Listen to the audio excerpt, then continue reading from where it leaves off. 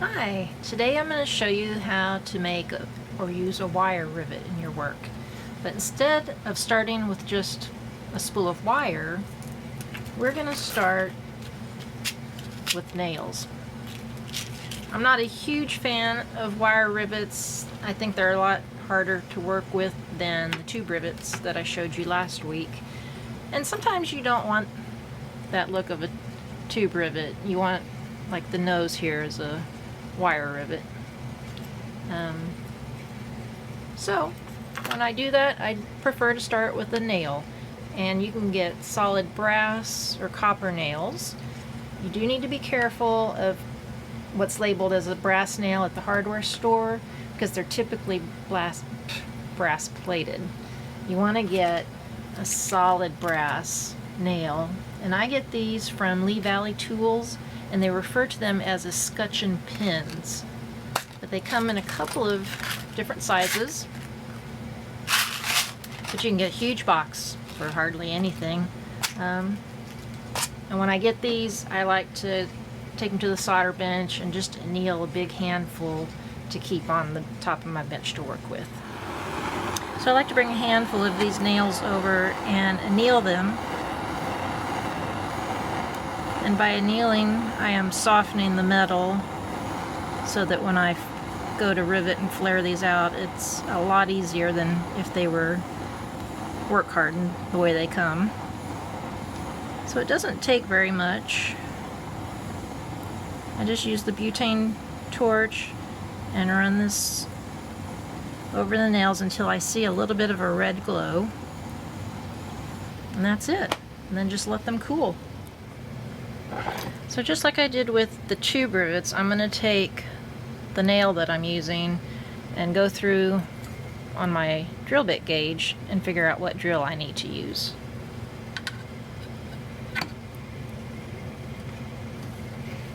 And this one is a number 54 drill bit, and I believe that's what I have in my drill press. So I'm going to take a center punch and create a divot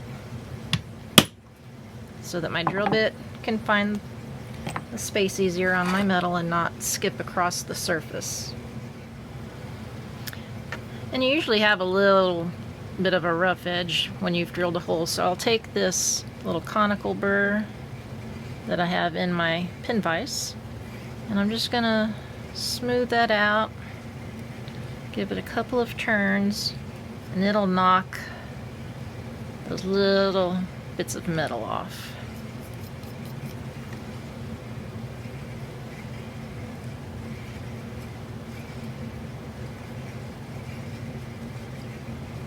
And it can be a round burr, just anything, or a larger drill bit that's bigger than the size that you drilled. And that will knock off those little metal burrs so that we have a smooth drilled hole. Let's make sure it fits, and it does.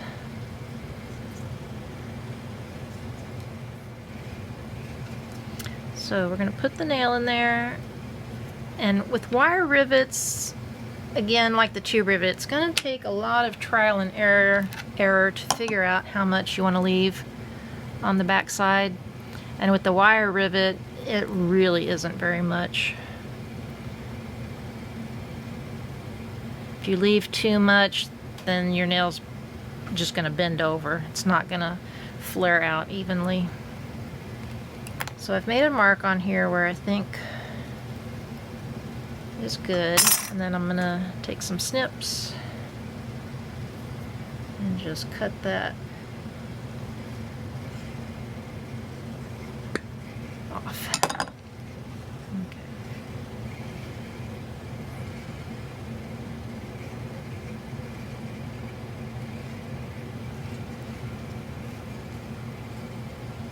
Let's see, it's really a small amount that I've left. But it's kind of got a jagged edge from the snip, so I'm going to take a file and smooth that out a little bit.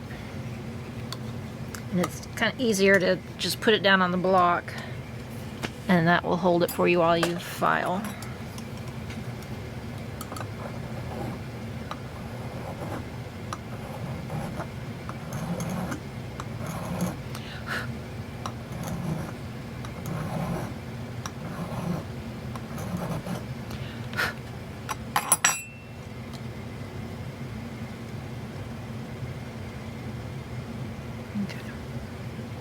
Let's see if we can. It's really tiny, but it's also kind of sharp now. So I want to take a pumice wheel and smooth that up a little bit, or some sandpaper like this disc. Let's see. Or a pumice wheel. I'm going to switch over to the pumice. And again, I'm just going to, it's such a tiny little bit that I'm going to leave it on the block here.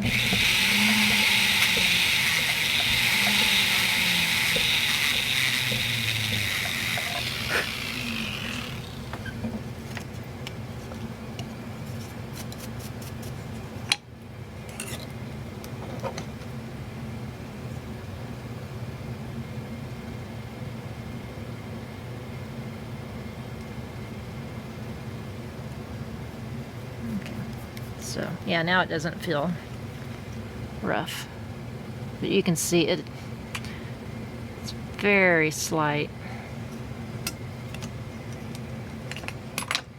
And I'm going to take a ball peen hammer and using the round side,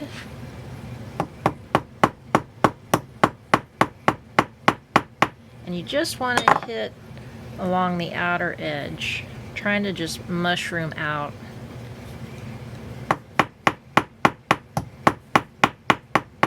And it's not a fast process. Take your time.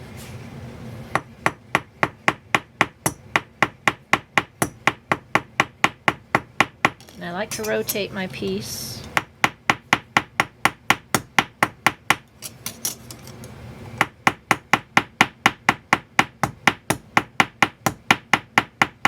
And I do that just to make sure I'm getting even hits all around.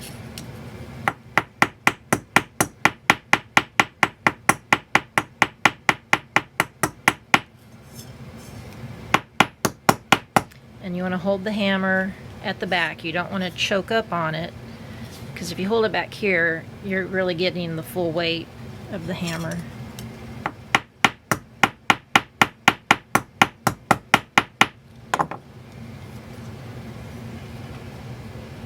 And there we have it. And you can see you have a few little marks, but you can kind of buff that out.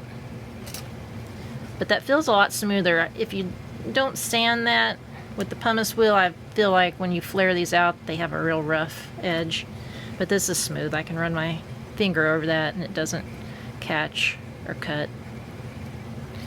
But then you have a nice, really nice nail head on the front, which looks a lot nicer than if you were just using wire and it would look like this on both sides. So I love to start with a nail head. But if you're wanting silver and you don't want a brass or a copper rivet, we can make a sterling nail. So I like to use these Swanstrom hole punches. They come in different sizes. This isn't the smallest. I'm going to use the next size up right here. And you can just use some of your scrap silver that's laying around. Punch. And it'll take a few. They kind of get stuck in there. But if you punch a few, then they pop out. So then you've got this nice little tiny sterling disc. And then we can turn that into a nail. So now you can take some round wire, whatever size works for your project. I've got some 14 gauge round right here that I'm going to use. So I'm just going to snip off a little piece. Don't need much.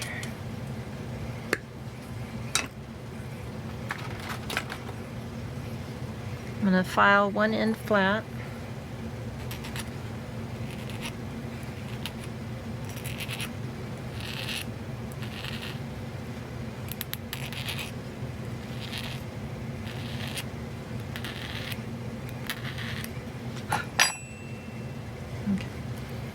And these little discs, when you punch them out, will often have, well, it's not going to pick up. It'll have little edges that need to be sanded off, but I'm going to wait and do that after I've soldered my pin on it because it'll be easier to hold. So let's take this over to the soldering bench and finish this up, and we'll have a sterling nail.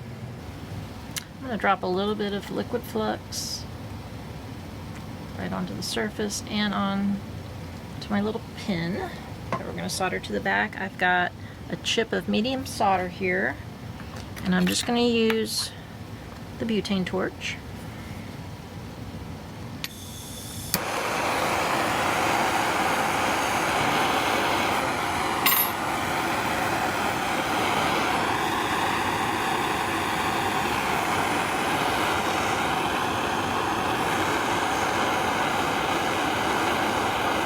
I'm going to ball up that solder and have it connect to the wire.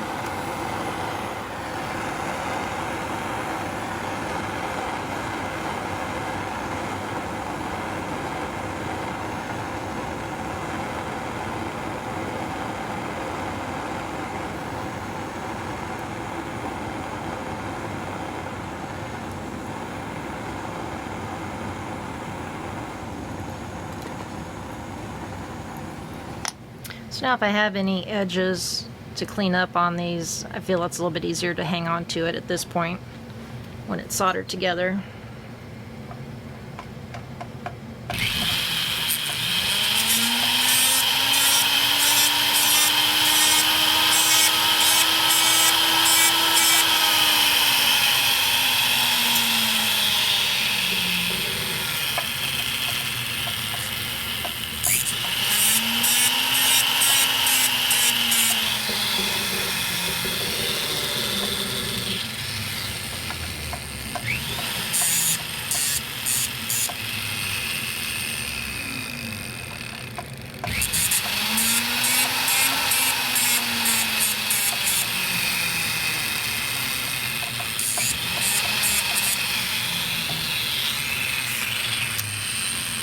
So I'm just coming around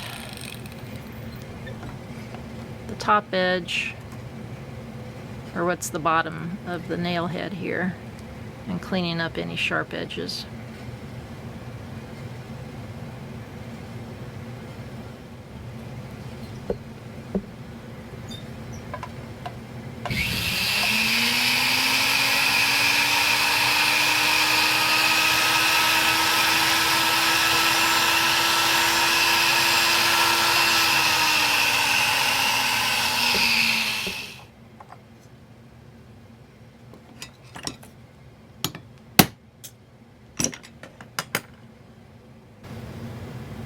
So just like the brass nail, we'll put that into our drilled hole and mark off where we think.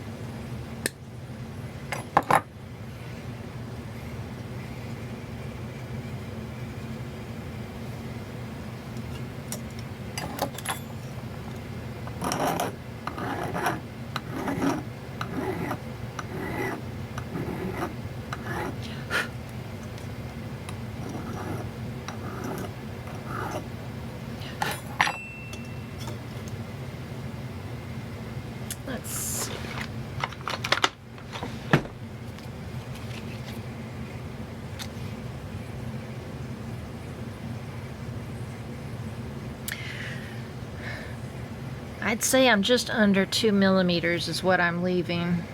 Like 1 millimeter to 1.5 millimeters is all that I've left on this to flare out.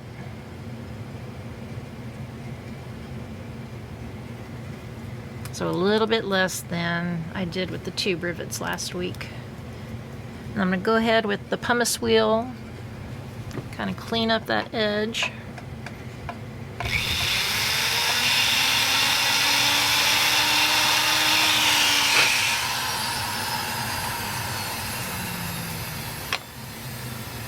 because I don't want any sharp edges on that. I want that as smooth as I can.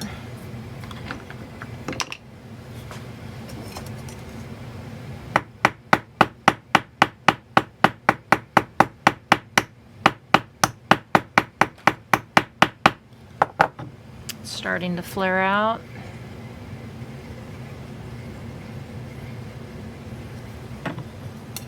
And just take your time.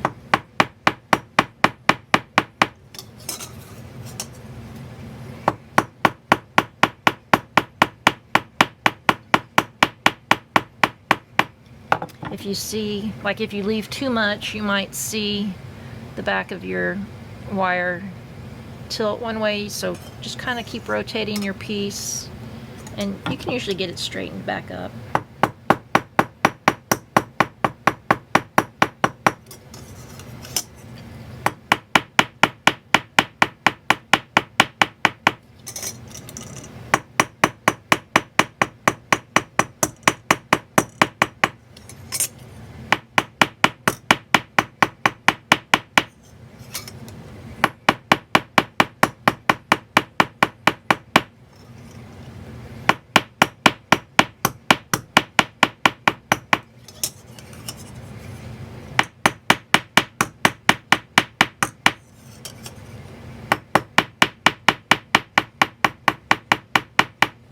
And you can, then when you think you're really close, flip it back over. And just give it a couple of taps to flatten it out.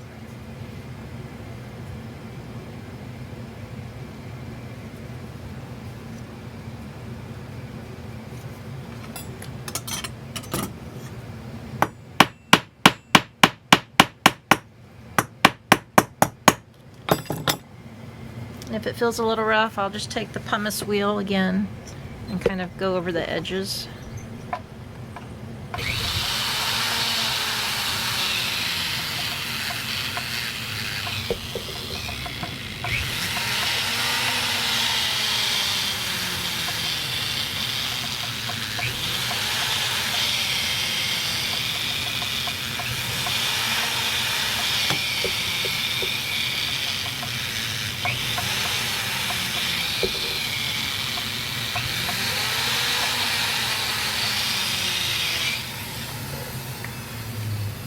Okay, and that feels smooth when I run my fingers over it.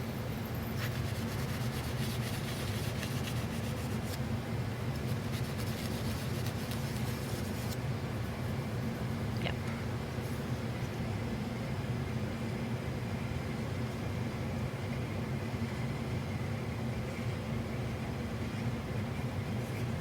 And then here's the front side on this one. I used a pretty thick gauge piece of silver, so it's kind of a little raised nail head. You could do thinner if you like. Just a really neat look for a solid rivet compared to if you were just doing straight wire. It would look like this one.